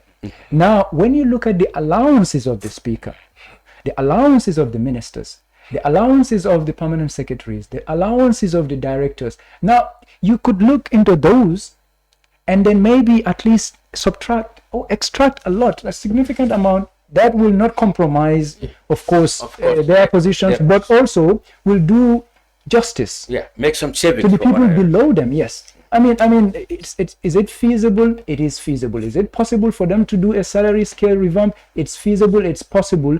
The only thing you have to do is you have to come to a compromise. You have to look into the allowances because they are all PE components, personal emolument, salaries and allowances. They are all under the same component. Yep. If you look at this 8.9 billion that is proposed for 2025, it includes salaries and allowances. So if you look at it, oh God! So they just need to work on the allowances and then make sure that they dissect into it and then take from the allowances add to the salaries of the civil servants to make sure they are well paid and deserving. Finally, Katz. So what do you eventually? I'm going to ask all three of you this question. What do you expect the parliamentarians to do? Do you see them cutting some areas and trying to argue to add some areas like they used to do? Which areas do you think they might not be happy with? Yeah, actually, for me, when I look at the budget from the previous every year, I see what we call fittings and furnitures in our budget. Every budget section, this comes there. And I have a problem with this thing because at the end of the day, you don't see the old furnitures. But every year, because for me, you go to my house, I buy furniture for almost 6 years. It's inside my house and it's still functioning and it's good. But you see every year in our budget, furnitures and fittings for National Assembly members, every office, every department, all the ministries, furniture. And they should go away with this thing. Or National Assembly, they have what we call an oversight function that go and look at institutions when budgets come. Let them go to offices and find out before they will approve any furniture or fittings for any any of these departments. But every year this comes into our budget and you will see it's huge amount of money that spend a lot of money on motor cars, salaries and personal and a lot of money furniture the offices all the time. And for me, I believe that you can use a furniture for 3 years, 4 years without changing a furniture. But why every 12 months this comes into our budget, furniture and fittings furniture? So the National Assembly must go beyond just sitting at the National Assembly, wait for these people to bring these things to them, invite SOEs to come and defend their budget, and once they defend it, you want them to check now. Let them go and check. That's why you have the oversight function of the National Assembly. The oversight means you go beyond the National Assembly to go into and investigate all these things. And for me, once they do that, they will save so many on wasteful expenditure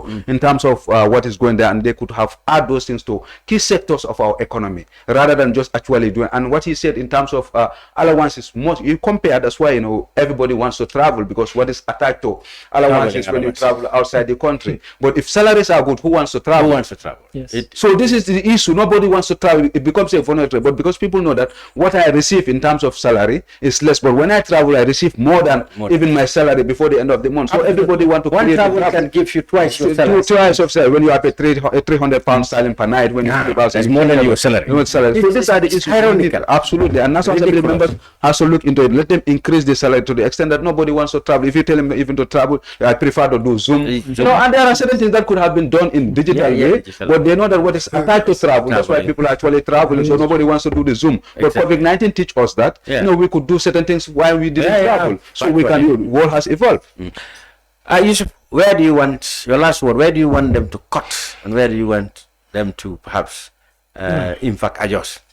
I think my guys have given very good places, and the fact is, the money is there, but the fact they are not sharing it fairly enough. Equitably. That 8 billion, that he talked about PE. If they made sure that this thing was fair, things will be life as the Nigerian. The doctor, the nurses, and the teachers will at least their life will balance more. So, but it's important. I'm happy you highlighted that they do have a salary pay scale plan.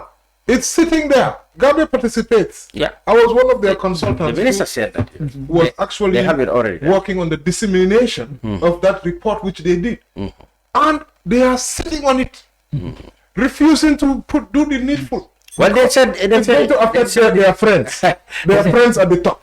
You understand? So, just to put it that, I want to urge the government, let the National Assembly demand for the government to bring that salary pay scale. It's a cabinet approved document.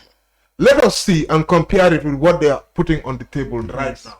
Because if they go ahead with this 30% in some areas, let me tell you, we've seen it happen. They increase 30% and people are suffering more. And if they do it again, because those who are earning higher tends to get more. If they do it again, it's just like they're just compounding the problem. Because of things are hard right now because of these things. Okay.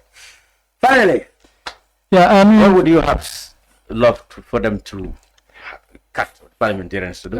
For me, 3 things. The first one has to do with the GLF. They allocate GLF. What do you mean by government local fund? The guaranteed fund we talked about earlier. Yes. They know that this one will. Yes. It's guaranteed, not 100%, but to a greater extent. But when you look at it, it's about 12% of it that goes into development. Around 4.5 billion that goes into development. The rest, 33.3 billion, goes into debt service, 11 billion, and then recurrent expenditure, excluding debt service, around 22 billion. So what do you want? So what I want is for them to do justice to the development budget. That's one thing. Let them do justice to the development budget. Let them take the guaranteed funds, at least a little bit more of it, and put them into the development budget so that we have guaranteed development. If we tie over 64%, over 60% of our development budget to project grants, that is not sustainable. It doesn't look good. That is one. Number 2 has to do with, of course, the proper estimation. National Assembly, what I would plead with them to do is to make sure that more of the GLF goes into the development fund. At least it's 4.5 billion right now. At least let them increase it to a reasonable amount. A reasonable amount. I cannot determine how, but a reasonable amount. The second part is that estimation, projection of the project grants. National Assembly has to be adamant with respect to this. They have to make sure that the project grant estimations are accurate and they are backed by the donors. Through commitment letter, but they must get a proof to show that, okay, the how much is it? The 12.64 billion for 2025 will come through. I mean, it's supposed to be actually so much accurate, much more than the domestic revenues, because the donors are telling you, we will give you the money.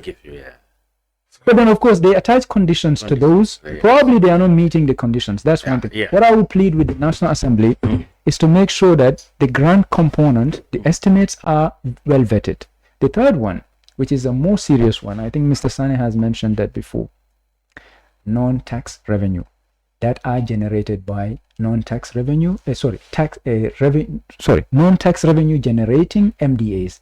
We call them revenue generating MDAs at CBMT. That's what we call them. There are about 15 of them. Mr. Cham, it's so unfortunate that if I tell you between 2020 and 2022, these 15 revenue generating MDAs collected about 11.6 billion. When you say MDA, even ministries, Departments and agencies. And you know who are included? Ministry of Agriculture is included, Transport, Works and Infrastructure included, Digital Economy included, Justice included, Judiciary included. It's about 15 of them. They don't generate anything. Ministry of Finance, they are the ones that generate the major chunk of non-tax revenue. I see. The 7.9 billion that we see here, they are the ones that generate. Of course, GRA also collects part of it, but they are the ones who mainly generate it.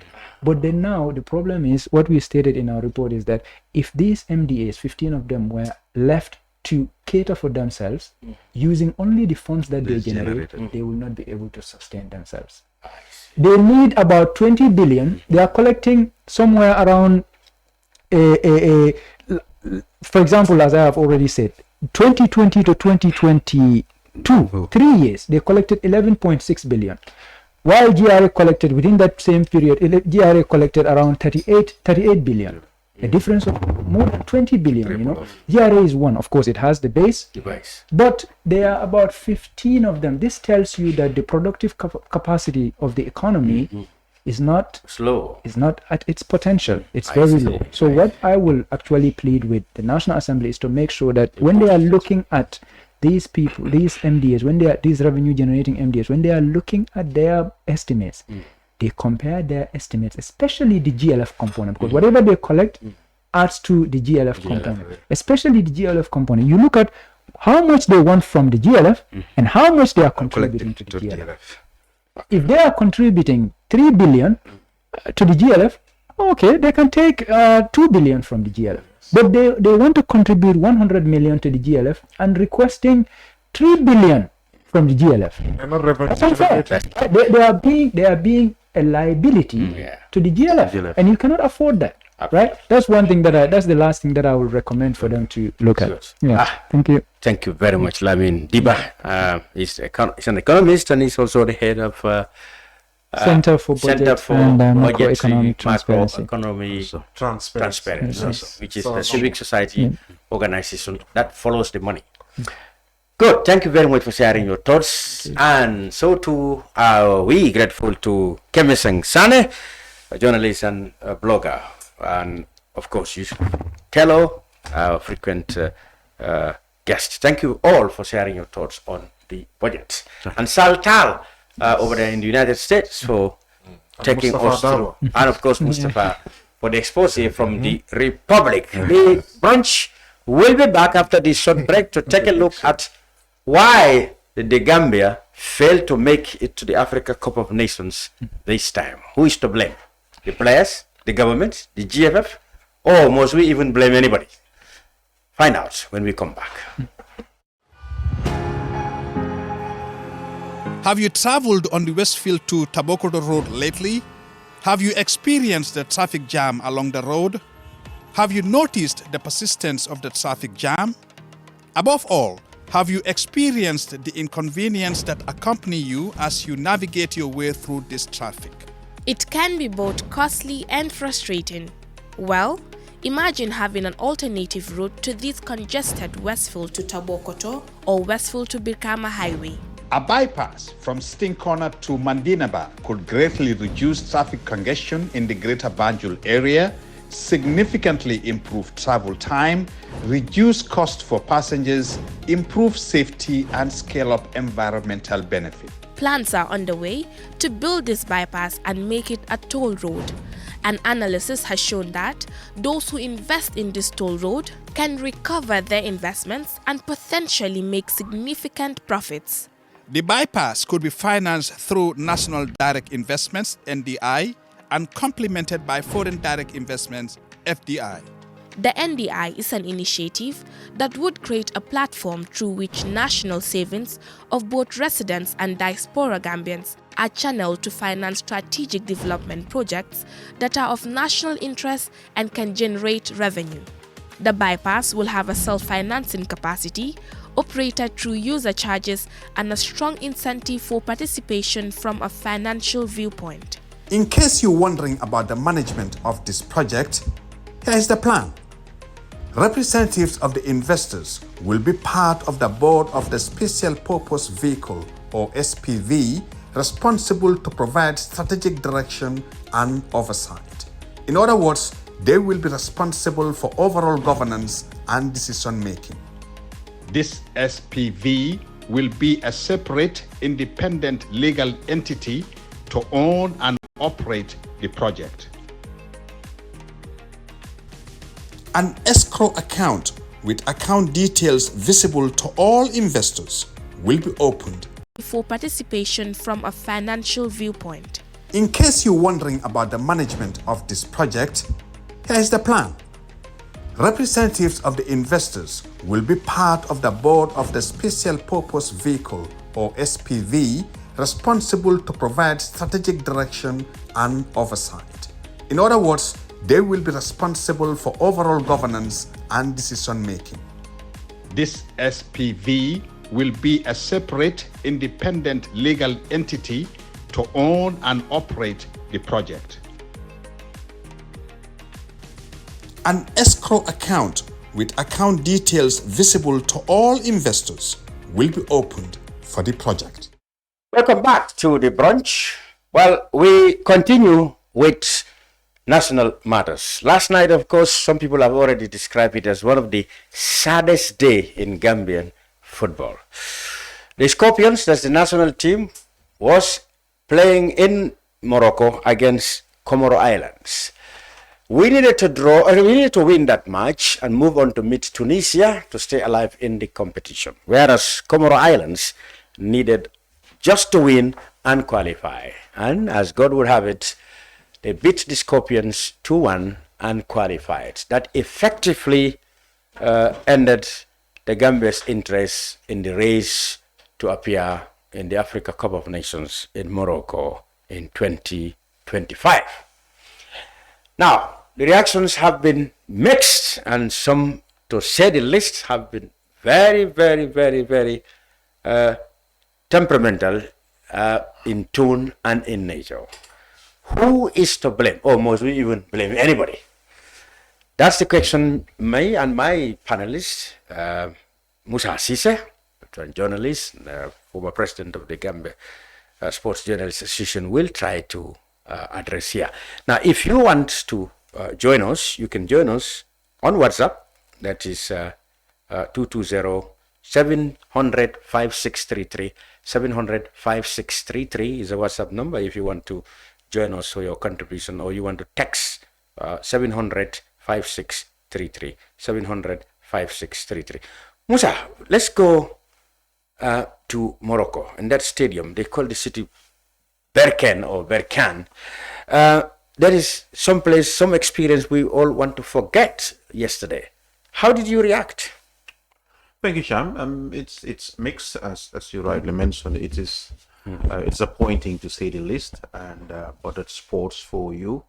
And I just want us to start from somewhere where probably it will be important to give a positive analysis of what this means, especially towards the greater general public who were really hell-bent on seeing the game go in favor of the Scorpions, and of course, at least match a respectable performance in our quest to qualify for our third AFCON.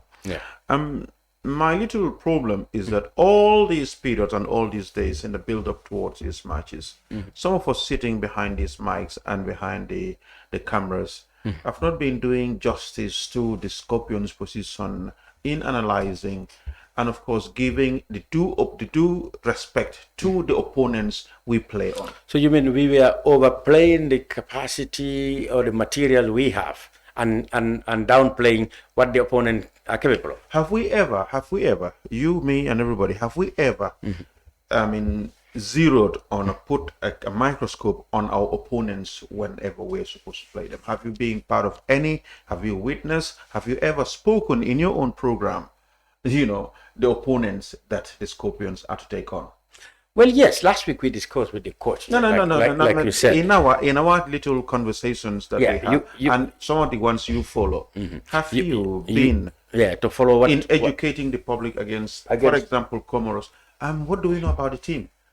Do we even know, or do we even talk about Comoros just need to win and qualify when we do need 2 games to we need play? 2 games, and they needed only a game to play. Well, the issue about I have learned a lot about writing and reporting about the Gambia national team. Absolutely. It is one area where you always often accused of shooting yourself at the foot. If you come out critically to condemn or to cast doubts about the capacity or the chances, they say you are unpatriotic. I've done it here in '96. I remember the Cup of Nations qualifiers in '95. We were in the same group with Congo, Namibia, and Ghana. After our draw against Niger, I wrote that Gambia is out. Come on. There was war beside me. I mean, everybody thought I was enemy number one. You're crazy. Because I knew this. I look at the statistics and our capacity, and I knew we had no chance. And it turned out that way. Monu Johnson played in that qualifier. That was his last match. That last match for the national team. That would have been Congo. still premature because but the thing is, what I want to go straight into, do you think it is the quality or commitment or the lack of it of our players yesterday, or do you think these are all part of a combination of lack of home support or any other thing you might think? Let's make this let's make it this way. It is a combination of a lot of things, but we can pinpoint some of the things by just looking into the game. If you want us to go back as to what if, the biggest thing that would have come to mind is that what if we had played here? Yes, that's one thing we can look into, and probably the scenario might. Would it have many difference? Could be, and to many people, the outright answer is yes. It would have been a difference. It would have been a huge difference in our favor, and that's fans are about. That's what fans would always say. And because people would have known what is at stake. Absolutely, the players would have felt intimidated in front of the people. Absolutely, they could not give any less. There is a factor that would have been the 12th man for the team. The crowd, the would have been psychological. Psychological is an advantage that we would have enjoyed, but it still happened. So we move on. You want to question commitment. How committed are you? You might question. It might be an answer that might not go down well with everybody in the team. But where everyone, it might not be fair with everybody. Yes, but there are certain players yesterday. People pinpoint. You can put a question mark. Yes. Then you can put a question mark over how committed. Last week we spoke about once you put on the cert, nothing should stop you because you have replacements on the bench. On the bench who can come in in your place. So you have to go not just 100%, 125% and more, because your opponent is equally going on 110%. In this case, Comoros were 125% because they needed it more than we do. That's just one game they needed. We needed 2 games. Exactly. We needed 2 games. So psychologically, did our players really went into this game wanting all 3 points at once and then move on to Tunisia? That's a question mark. Well, let's take a few flashpoints. We had a terrible defense. The goal we conceded was a terrible mistake by the defense. And people have started naming maybe people like James Gomez and others could have done better. But is this yesterday, was it a general lack of commitment, or it's the trouble we have been having since the new era, creating opportunities and failing to capitalize and scoring them? There are 2 things here. When you create an opportunity, doesn't mean that you don't have to seal your back. You don't have to be overcautious. In your defense. Now, there's one thing. This philosophy of the Brazilian football used to be all. Brazil never had a good defense. All that they ever had was attacking football because they will score you. They will tell you score as much as you can because we will outscore you. That's where the scoreboard takes care of itself. That's not our class. That is not where we operate in. We know, for example, if you look at our back line, both Omar and James. Omar, we talked about him aging. James have had a torrid time. Our match against Cameroon during the last Cup of Nations. His consistency is very much questioned lately and is very much open, and many people can see it. For me, as a retiree, did it drop in form? Or it is a decline in form. It's a drop in form, and sometimes. But then did the coach didn't pick this? Anyhow, that's for him to talk about. Eventually, whenever he's been addressed. But what happened? If you talk about the equalizing goal, for example, I would not even build up my attack from the center of the midfield. especially when my teammate is very well closely marked. And could have been easily dispossessed. That's the source of the very first goal from James. You will always be taught in football that you use your flanks most of the time to build your attack. Yeah, that's right. And that's James's Achilles heel. Most of the times he would build the attack from the middle of the park. And once you are dispossessed, you straight on your face. That's the goalkeeper. But if you are at least on the flanks, you are dispossessed. At least it takes time to before you can recover. But once you are dispossessed in front of goal, there's a straight chance, and that's exactly how the goal came about. Is he was the one responsible? Yes, he was the one. In that case, you name him. Because naming players can be very demoralizing. Yeah, absolutely. Very demoralizing. But you can't escape it. You can't escape it. Because they will equally become heroes if they save it. Yeah. But in this case, as you mentioned earlier on, if you want to go about some of these things, then you will be what? Absolutely. you'll be lynched yourself. But look at the general. Isn't it time? I've seen people suggesting, well, isn't it time for us to think about these long-term players there? We had Mustapha Darboe, who was doing very well at club level. The last match, he redeemed the whole team after losing the penalty. He came and scored the winner, I guess it was. But yesterday, he didn't have a bright day. I was talking to someone, and I questioned myself, do some of our players tend to understand what these big matches are? You have some players who only have this knack for big matches, and that was a big match for us. Yes. And if you are a big-time player, like most of us want to believe that Mustapha Darboe is a big-time player. Of course, he's a top-class player. Yankuba Minte is becoming someone who's playing in the Premier League. Young, fresh, can only become. And let's be mindful, he's becoming. Well, if we want to put this much pressure and expect so much from him, we're going to kill him. Was he fit? Because he was an injury suspect. Yes, even though the coach played it. Yes, he gave him because we talked about. Did you see anything? He would at least have a say in the game, and he did. But I don't see. Let's have fit Yankuba Minte, who really didn't show up. It's unfortunate that we have to talk about a young lad who's just coming up very promising in this manner. But these are the facts that happen in all our eyes, and we just want to talk about. Without naming names, the team yesterday, you look at the first 45 minutes, one lively player was Ablai Sanyang. Bambalai. No, the other boy too, Jamano. Is it not? Ablai Jallow, yeah. Alassane Mane. Yeah. Alassane Mane, you have Jamano. Yeah. And very good. Two weak players for me yesterday was in Ivo Adams and James. Ivo was very much out of place. He was malcontrolling. He malpasses. And his timing was also very poor for me. And these are things that probably the coach is in a better position to talk about. But let's talk about the team in a nutshell. Cham, let's be honest and be fair to these lads. We were going to our third AFCON. And you've been here. Moses was here the last time we talked about what was. Yeah. Cham, let's be honest. We never had anything like this. So that brings back to the debate. We said because I've seen all that coming up. We said in the past that Coach Townsend, who guaranteed or at least delivered 2 consecutive AFCON appearances for us, we were critical of his style, too defensive, not lively, not attacking football. The play is not sexy. But at least his supporters said he managed to qualify us somewhere. Now he said we want free-flowing and attacking, impressive football. We said there is hope because we are creating. But the thing, I've always said this, the thing is, before we can fully, really mature to the style this coach wants us to be, we will have to have rehearsals. He doesn't have the luxury of friendly matches. He talked about it. So the official competitions are his rehearsals.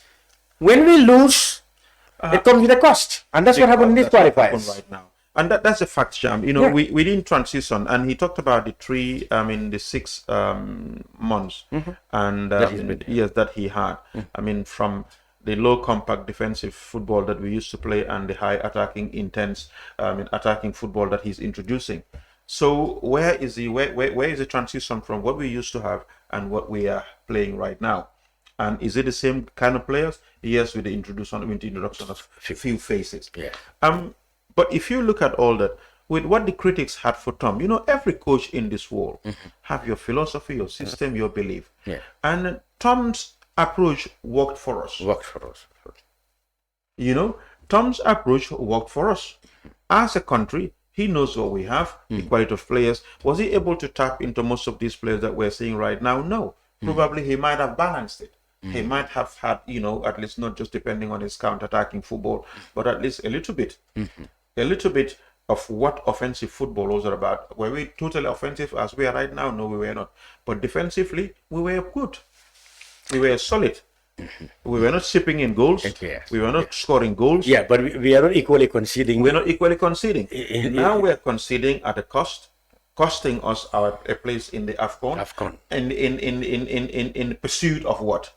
Good football, nice football, attacking football. Let's go off the pitch now. Let's go around this game. The stadium factor was there. We talked about it. We said, well, perhaps if the stadium had been available to the boys, probably the results would have been different. But then Tom Samfe qualified us without the stadium.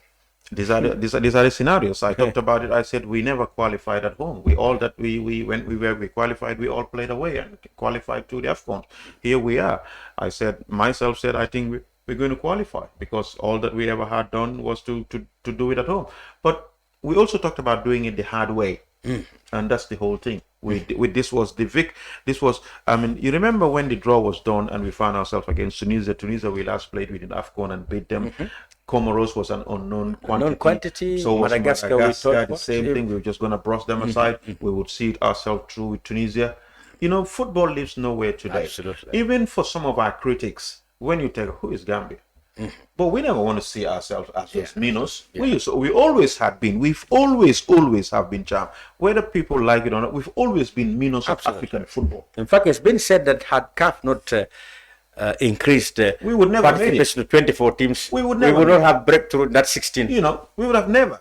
So trying to put pressure on the team and of course the authorities is about how best what has gone into our football to the extent that we can compete against the big boys of African football. And I hope and I pray that people understand that this process, if you don't cheat it, you can always reach the summit. But what do you think? Is it valid or fair for people to call for heads to roll in the Ministry of Youth and Sports and the GFF, whom they blame for one thing or the other? I think that's very unfair. I want to believe that's very unfair. Who gets it? You said somebody should take responsibility. I mean, where there's failure, somebody should take responsibility. Yeah, but Cham, I want to say this thing. And who in the GFF gets into the field to play football? The GFF had done everything. That's cheap. They are the administrators. They don't need to go to the field, but they need to provide a very organized. What haven't they provided? Okay, there's no argument. What haven't they provided? Well, the critics say, it's between these two institutions, the Ministry of Sports and the GFF, that we don't have. We could not meet 3 times. We could not meet CAF guidelines. That is a different ball game completely. Well, that's a different ball game. We talked about critics box the two together and said they are responsible one way or the other. I'm not here to defend the federation or the ministry, but let's put the facts on I'm not annihilating them either. I'm just presenting the critics' viewpoint. Yeah, that's the critics, and they're very fair to look at it in that manner. The issue of the stadium, we know what it is. The federation have been blamed many a times for failing us on the stadium, and many a times we sit and tell people the federation do not own the stadium. That is the government minister came here and make mention of these things, but people are hell-bent on hitting the federation for it. Moving on. Now that unfortunately with everything that went into the stadium to bring it to standard at which it is playable or our A games are playable, unfortunately the pitch could not meet the standard, but everything else is okay. Now what do we do? If this match was being played here, as you mentioned, or could have been played here, it would have been a different ball game completely. We all know that. Psychologically, of course. But we still could not tell exactly 110% that this would have been the outcome. We can only wish and hope. And the wish is what we want. You and I both want, and of course the public wants. How do you think this will be taken by both the minister and the GFF? The GFF executive committee on their last term, according to their own constitution, but they would have loved to finish on a high. Absolutely, you know. absolutely. I mean, they would have loved to finish on a high. I want to believe they go to the Cup of Nations in December, and you know, a few months, 9 months down the road, they give up. We have got 3 AFCON. We have it. You have a hat trick of AFCONs. You can match our record. Absolutely. Who has but must we lynch them for failing in this one when they have done 2 in the past? I don't want to say that. I don't want to even think that. You were talking about the disappointment, both the ministry and of course the federation. Of course, both you and I and of course the Gambian public, we're all disappointed. Because you and I are talking about how do we go to Morocco the next year. I mean, of course, exposing the journalists, making sure that it's almost a direct flight from here. Yes, straight. We would have painted Morocco red and blue. And our presence will also be felt, and of course, the exposure, the experience that I mean, sports pressmen and women needs to have, so that we can have the education continues. But that's not going to happen this time around. Of course, anybody can. Unfortunately. I mean, of course, you can find your way there and then be part of the big African football jamboree. But the disappointment that you mentioned, of course, at every level of society, we are disappointed.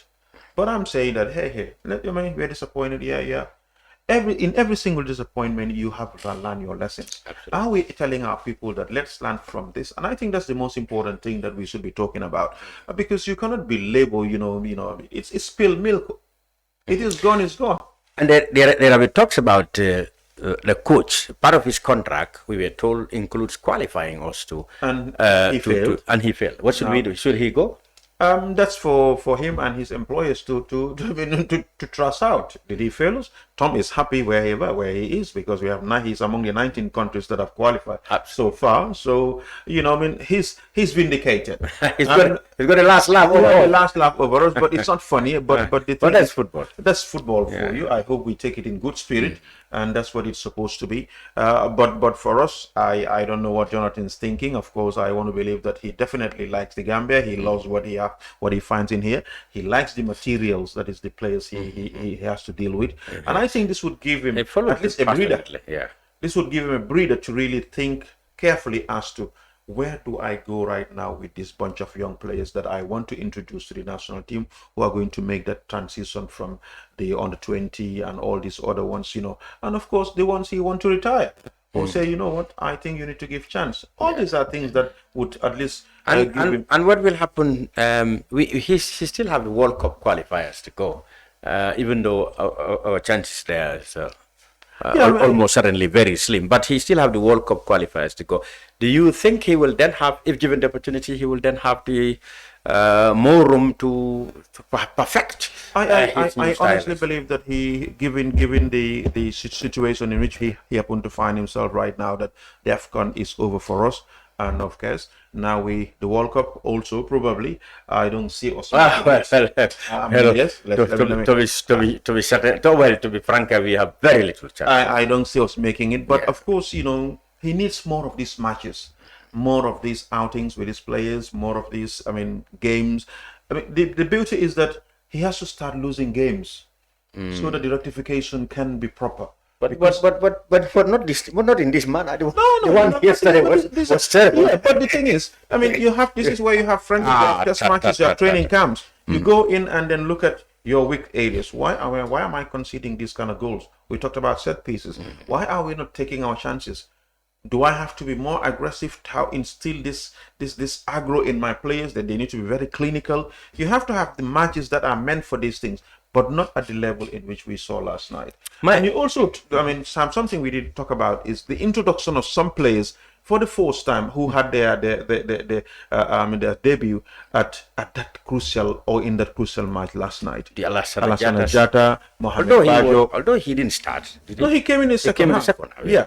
But because you can also, if I'm thinking, you were thinking that was some sort of a gamble. It's a gamble, but a gamble that was supposed to pay off because the opponents don't know them or don't think that they were an unknown quantity. Shouldn't they have come earlier then? Probably they should have come earlier, trouble the defense, really work them hard, make them tired or tie them down. He could have seen more of them.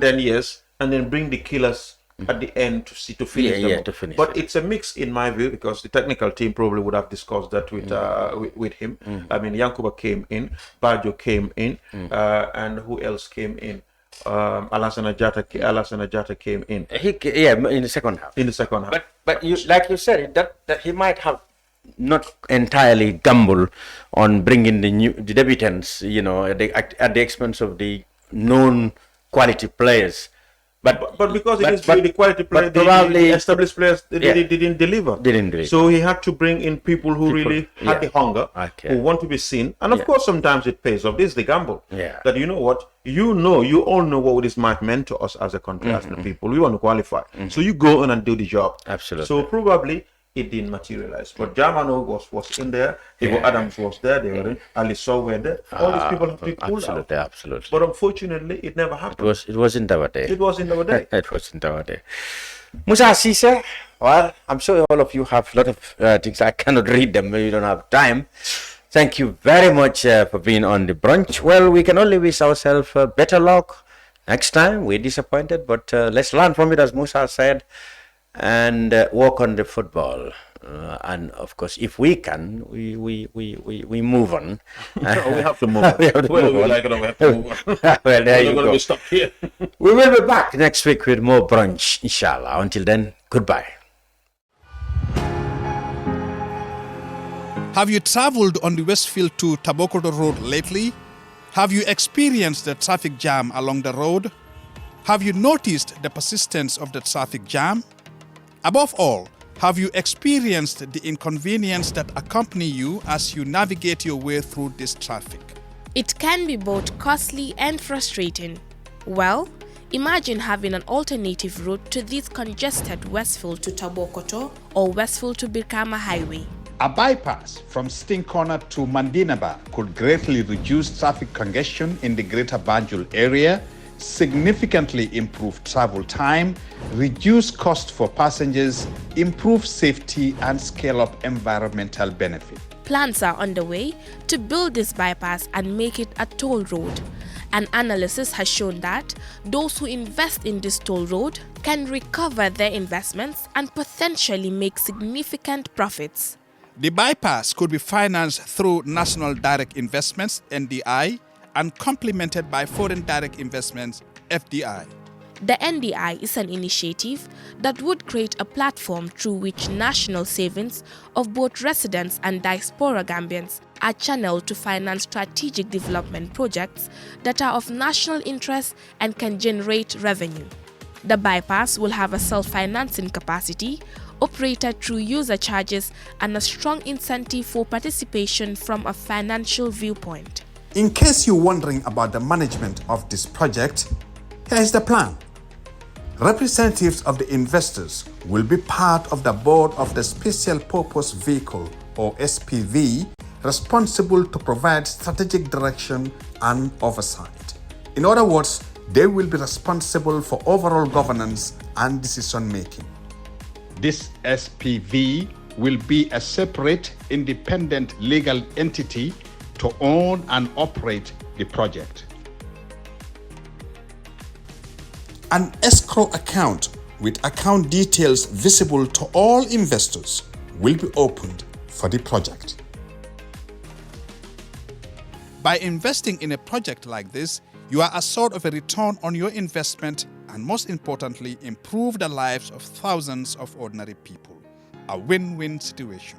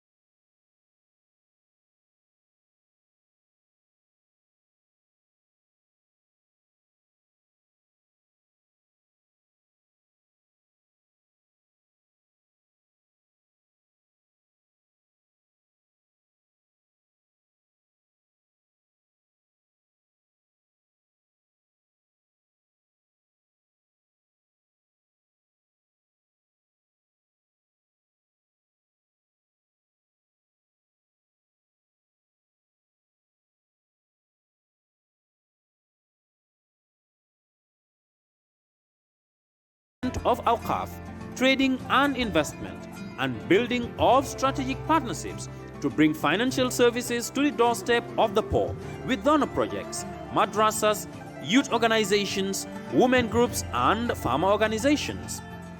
Make a choice with Yona Islamic Microfinance today. For more information on Yona Islamic Microfinance, call 377-2151 or 9832-151 or visit Yona head office at Tipa Garage, Bakote, or visit any Yona branch located countrywide near you. Planning to have an uninterrupted electricity and water supply from solar energy in the Gambia and beyond?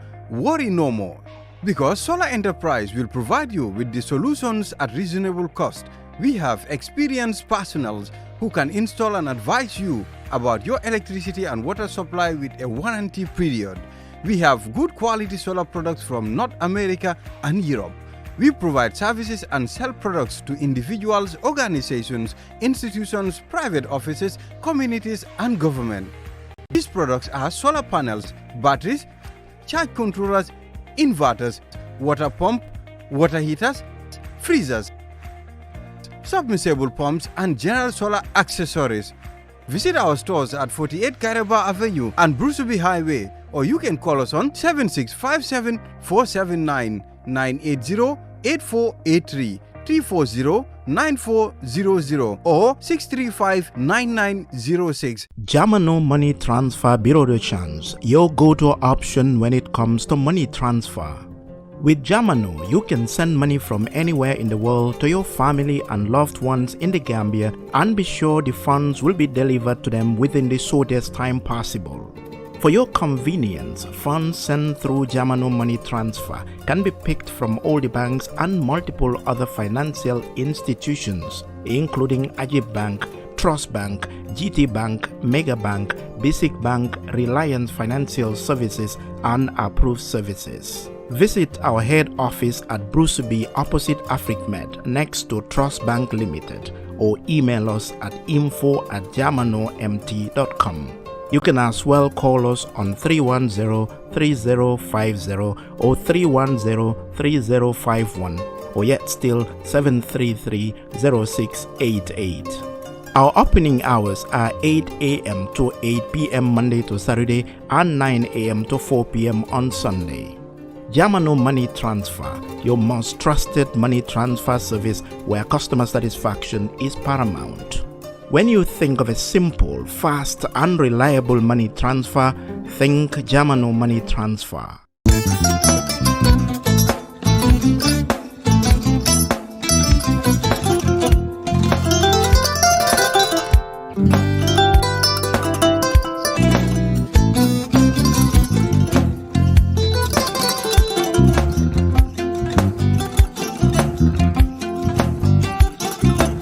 Agada ke mbijan raga nyaade albaka mbaka important yo nga transfer la sto ya transfer la ha code nyinji okay korsa nsila id soto sa soto sorry agada mbijan ro albaka mbaka bara alla service o tariaka mbale ki janna nun kunu bara tariaka jannom yona forest de bureau Gambia tonkon na no mbali ya bere birin koyna fo kato bari si kodo kino kato ni fo bolong blabe 56 branches mola soto Gambia jam ha Gambia kono ani Gambia bantala bankol nko kodo kiya bere kodo sifa fo falindiro fo nyaadi lafta memmen na kodi to poto nin kodi maraw jannam number 1 di nyonta andum fana nata anoda enterprise sotale wala nyindi ko domorol fana kol fana be firale de dadi mani domorol ni fana beteat Gambia dawda yalo ngam fa kendol sotale je wo moyo diat apelenta baraka ni lafta nyelen kendol e binaji yalo bu kanila ko la baraka yalo ndel chosano lo baraka